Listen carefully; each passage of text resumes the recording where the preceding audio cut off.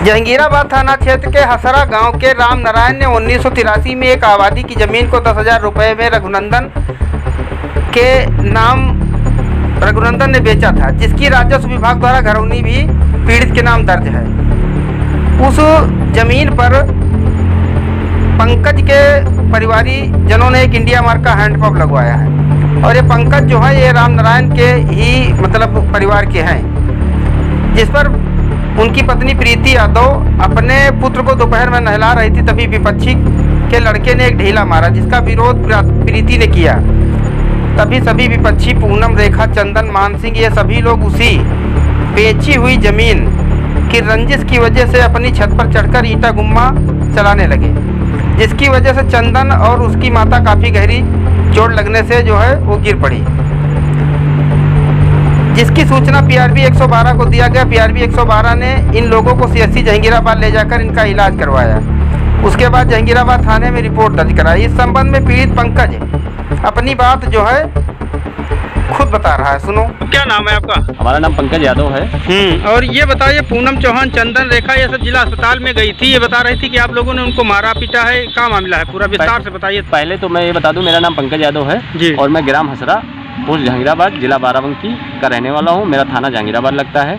ये जो चंदन चौहान, मानसिंह चौहान, मानसिंह पत्नी पूनम चौहान और चंदन चौहान पत्नी रेखा चौहान, इन्होंने मुझ पर और मेरे पूरे परिवार पे झूठे एलिगेशन लगाए हैं। यहाँ पर ऐसा कुछ हुआ नहीं था।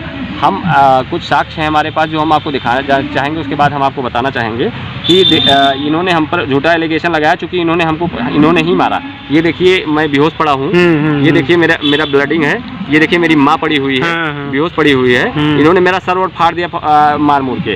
इन्होंने अध्यक्ष गुम्मे से मेरा सर फाड़ दिया, मुझे मार डालने की धमकी भी दी और उसके बाद मेरे ऊपर ही आरोप लगा रहे हैं, सरासर गलत है।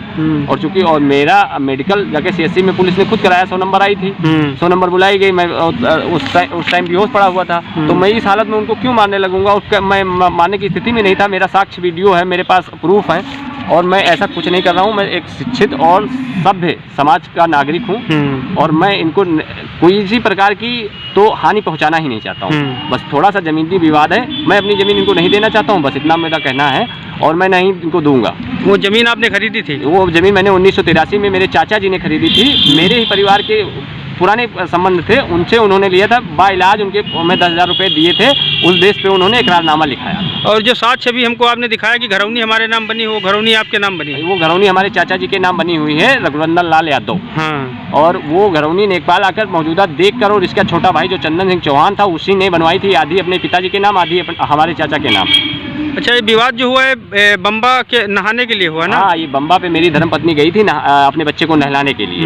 वो जब बच्चे को नहला रही थी, 1 साल का मेरा बच्चा है, उसके पूनम चौहान ने मतलब वो जब उधर नहलाने गई तो भद्दी गाली देने लगी। उसके बाद उन्होंने जब भद्दी गाली देने तो बात विवाद बढ़ी, तो उसने उठा के ढीला मार दिया, मेरे बच्चे के कान पे लग गया। बम्बा कौन सा? इंडिया मार्क का? इंडिया मार्क का गवर्नमेंट नल है, हालांकि जमीन में हमारे ही लगा हुआ। अच्छा। हाँ, तो उनका मतलब है मैं उधर जाऊँगा तो भद्दी गालियाँ दूंगा। जब भी जाता हूँ, मैं जाऊँ, मेरे चाचा जाए, मेरी मम्मी जाए, मेरे पापा जाएं, मेरी वाइफ जाए, मेरे बच्चे जाएं। छोटी सी 5 साल की बच्ची को अवैध तरीके से गाली देते हैं, अवैध तरीके से।